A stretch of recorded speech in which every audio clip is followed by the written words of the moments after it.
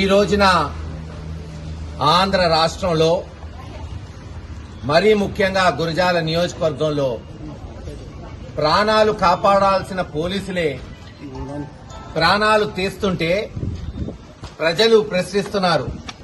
ఇంత దిక్కుమాలిన ప్రభుత్వం ఇంకా ఎందుకుంది, ఎన్నాళ్ళుంటుంది, ఎలా భరించాలి అని ఊహించండి. ఎక్కడన్నా గొడవలు జరిగితే గ్రామాల్లో రాజీలు చేయటం తప్పులేదు, చేయమని మేమే ప్రోత్సహిస్తాం. రాజీలు చేయండి, గొడవలు ఉండకూడదని. కానీ ఈరోజు ఏం జరుగుతుంది? దెబ్బ తిన్నవాళ్లు ఎవరి మీద అయితే అఘాయిత్యాలు జరిగినాయి, దారుణాలు జరిగినాయి, దాడులు జరిగినాయో వాళ్ళని పిలిపించి పోలీసులు బెదిరించి వాళ్ళని కొట్టి మళ్లీ మీ మీద కేసులు పెడతామని బెదిరిస్తూ చిత్రహింసలు చేస్తుంటే ఈ రోజున గురజాల నియోజకవర్గం మరి కొత్త గణేశ్పాడు గ్రామంలో గురవయ్య గారు ఆత్మహత్యకు పాల్పడ్డాడు. దేవుడి దయవల్ల ఈ రోజున ఆ గంగమ్మ దయవల్ల ప్రాణాలు కాపాడాయని డాక్టర్లు చెప్తున్నారు. ఇంకా 2-3 రోజులు వేచి చూడాలి, అప్పుడే ఏమీ చెప్పలేము. 2-3 రోజుల తర్వాత కానీ పక్కాగా చెప్పలేమంటున్నారు. దేవుడి దయవల్ల అతను బతకాలి, మంచి రోజులు వస్తాయి, ఓపిక పట్టండి కార్యకర్తలు చెప్తున్నాం. ఇంకెంత, ఇంక 2 ఏళ్లు, 2.5 సంవత్సరం అయిపోయింది. చివరి 6 నెలలు తీస్తే 2 సంవత్సరాలు.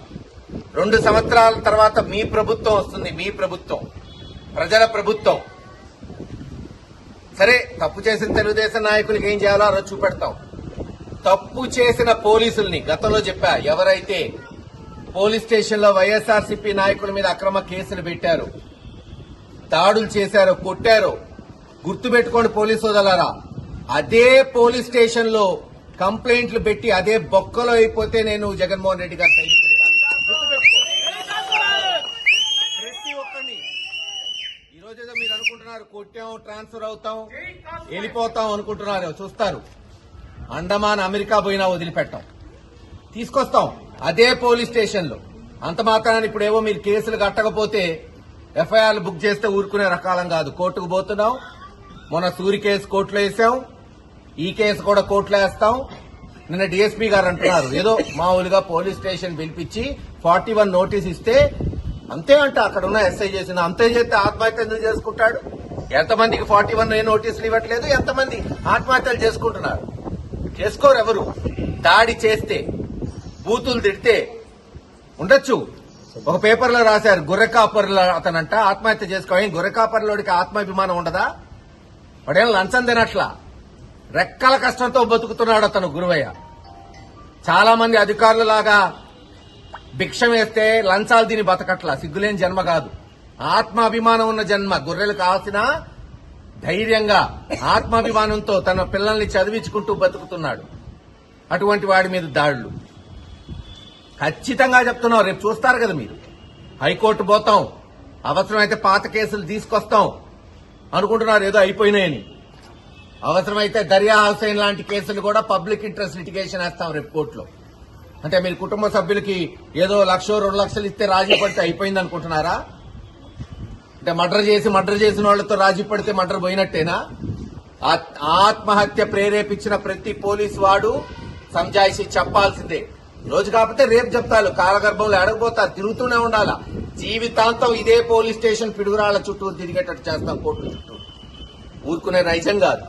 చేతనైతే మంచి చేయండి. ఎస్, ఎవరన్నా వైఎస్ఆర్సీపీ నాయకుడు, కార్యకర్త తప్పు చేస్తే, టీడీపీ వాళ్ళు జోలిపోయినా, ఇంకెవరి జోలిపోయినా, అక్రమ కార్యక్రమాలు చేస్తున్నా చేయండి. మీకు చేతనైనంత లా అండ్ ఆర్డర్ చేయండి, మేము సహకరిస్తాం. ఏదో మీ పొట్ట కోసం మీ మంచి పోలీస్ స్టేషన్ పోస్టింగ్లు తీసుకొని డబ్బులు తినాలని మా బిడ్డల జోలికి వస్తే రేపు చూస్తారుగా. గతంలా ఉండదు ఈసారి ప్రభుత్వం జగన్మోహన్ రెడ్డి గారు. ఎవరెవరైతే తప్పు చేశారో అది ఐపీఎస్లు కావచ్చు, సీఐలు కావచ్చు, ఎస్ఐలు కావచ్చు, బొక్కలో వేస్తారు. ఉద్యోగాలు పోతాయి, కుటుంబాలు నాశనం అవుతాయి. కొంతమంది సివిల్ పంచాయతీలు చేస్తున్నారు, మా నాయకుల చేత డబ్బులు ఇప్పిస్తున్నారు. రేపు టీడీపీ నాయకులు కట్టడం కాదు, మీరు కట్టాలి వడ్డీతో సహా. అదే ఇన్స్పెక్టర్లు సీఐల దగ్గర అడబోతారే. మాకో చట్టం, మాకో చట్టం. మీరు దొంగ కేసులు పెడితే మేము పెట్టలేమేంది? రేపు మా కుటుంబ సభ్యులుంటే మీకు లేరా అయింది కుటుంబ సభ్యులు? మీరేమన్నా వేరే దేశంలో ఉంటున్నారా? అందరూ ఇదే దేశం, అందరికి ఇదే చట్టాలు. తెగిస్తే అందరు తెగించగలుగుతాం, బొచ్చి పీకేదేం లేదు. ఇక అన్ని చూసిన వాళ్ళం కింద నుంచి. ఖచ్చితంగా చెప్తున్నాను, ఈ కుటుంబానికి అన్ని రకాలుగా పార్టీకి అండగా ఉంటుంది. ఈ కుటుంబమే కాదు, ఉన్నాయి కొన్ని గ్రామాలు ప్రత్యేకంగా ఉన్నాయి ఈ నియోజకవర్గంలో. కొత్తగనేస్పాడు, తొరకపాలెం, పిన్నెల్లి కావచ్చు, ఇటు జూలకల్లు కావచ్చు, తుమ్మల చెరువు కావచ్చు, తేలుకుట్ల కావచ్చు, తంగెడ కావచ్చు, ఇట్లా కొన్ని ప్రత్యేకమైన గ్రామాలు, ఘటనలు జరుగుతున్న గ్రామాలు. రేపు అధికారం వచ్చినాక వాళ్ళని స్పెషల్ గా చూడటం జరుగుతుంది, ప్రత్యేకంగా చూడటం జరుగుతుంది. అక్కడ జరిగిన ఘటనలని, చేసిన వాళ్ళని, చేయించిన వాళ్ళని, వంత బలికిన పోలీసుల్ని చూస్తారు కదా. ఈసారి అభివృద్ధి కన్నా ముందు, అభివృద్ధి బ్రహ్మాండంగా చేశాం, ఈసారి అభివృద్ధి కన్నా ముందు ఈ ఘటనలు జరిగిన వాళ్ళకు కూడా తెలియజేయాలి బాధ అంటే ఏందో, నొప్పి అంటే ఏందో. పాపం అభాగ్యులు. గతంలో చూసాం అదే గ్రామంలో ఆడపడుచుల మీద పాపం రోజంతా రాత్రిరంతా కనీసం టాయిలెట్లు పోనీయకుండా చేసిన ఘటనలు. దీనికై ప్రభుత్వాలు దిక్కుమాలిన ప్రభుత్వం. ఏముంది గురజాల్లో సాధించింది 2.5 సంవత్సరాల్లో? 7 కలుషిత నీరు దాగి చనిపోయారు వచ్చిన 6 నెలల్లోనే. తెలుగుదేశం ప్రభుత్వం వచ్చిన 6 నెలల్లోనే. కనీసం ఎమ్మెల్యే ఎరపతినాయక శ్రీనివాసరావు వాళ్ళని ఆదుకున్నాడా? ఓ 5,000 10,000 ఇచ్చి పేపర్లో ఇప్పించుకుంటాడు, చావుతాడంతా. 7 చనిపోతే కనీసం వాళ్ళని ఆదుకున్న ఘటనలున్నాయా? ప్రభుత్వం నుంచి ఏమన్నా ఇచ్చారా ఇప్పటి వరకు? అంజనాపురం లేదు, ఇక్కడ బీసీ కాలనీలో 7 చనిపోయారు కలుషిత నీళ్లు దాగి, డయేరియా వచ్చి. 2 చల్లగుడిపాడులో బీసీలు మర్డర్ అయ్యారు. ఒక ఎస్సీ సాలమన్ పిన్నెల్లో మర్డర్ అయ్యింది. ఓ వ్యక్తి, మైనారిటీ వ్యక్తి ఆత్మహత్య చేసుకున్నాడు పిడుగురాళ్లలో పోలీసులు దెబ్బకి. అతనికి 5 లక్షలో 10 లక్షలో ఇచ్చి రాజీ చేశారు, భార్యని పిల్లల్ని బెదిరించి. పాప పిల్లలు యూకేలో చదువుతారంట, అది వీళ్ళ ప్రతాపం. కుటుంబాన్ని ఆదుకోవటం కాదు, వాళ్ళని బెదిరించి వాళ్ళకి 2-3 లక్షలు ఇచ్చి రాజీ చేయటం ఈ ప్రభుత్వం ఒక గొప్పతనం. ఇది 3వ ఘటన ఆత్మహత్యకి. 2 పిడుగురాళ్లలో, జ్యోతి అనే 6 వయసుల ఆడబిడ్డ, సూరి అనే ఎస్సీ కౌన్సిలరు, ఈ రోజు బీసీ వ్యక్తి.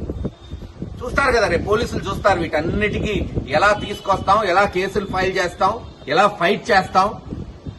ఒకటే మా ప్రయత్నం, మరోసారి ఇటువంటి ఘటనలు జరగకూడదు. రేపు తప్పు చేసిన పోలీసులు శిక్ష పడితే రేపు ఇంకోటి వచ్చినా భయం ఉండాలి. చేయండి తప్పు, ఇందాక చెప్పినట్టు ఎవరైనా మా వాళ్ళని తప్పు చేస్తే శిక్షించండి, తప్పే లేదు, మేమే సహకరిస్తాం, అప్పచెప్తాం. తాట తీయండి అంటున్నా.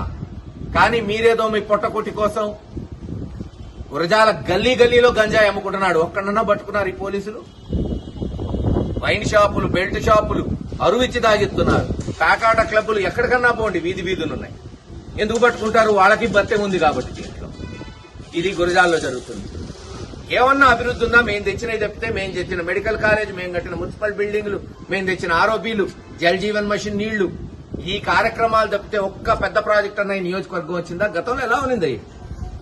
2 ఏళ్లు కరోనా పోతే 3 సంవత్సరాలు గతంలో ఎవడు చేయనటువంటి అభివృద్ధి తీసుకొచ్చాం ఈ ప్రాంతం.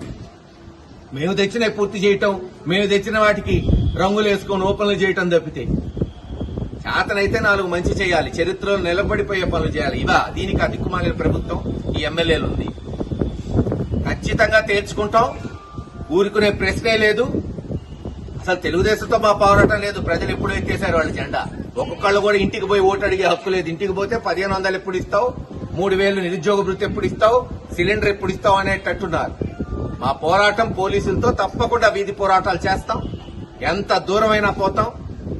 ఖచ్చితంగా ఇది పార్టీ పెద్దల దృష్టికి కూడా తీసుకెళ్లి త్వరలోనే అవసరమైతే గురజాల్లో ఉద్యమం చేపట్టి పోలీసుల మీద ఎలా బుక్ చేయాలి కేసులు, ప్రైవేట్ కేసులు కూడా ఇవ్వబోతున్నాం వీటి మీద కోర్టులలో. తాడో పేడో తీర్చుకోవడానికి అందరు సమాయత్తం ఉన్నాం. అయితే ఒకళ్ళని పెడతారు, ఇద్దరిని పెడతారు. వైఎస్ఆర్సీపీ కుటుంబమే ఇక్కడ 40-50 వేల మందిని ఎంతమంది పెడతారో రేపు పోలీస్ స్టేషన్లో కూడా తేల్చుకుంటామని తెలియజేసుకుంటూ సెలవు తీసుకుంటాం.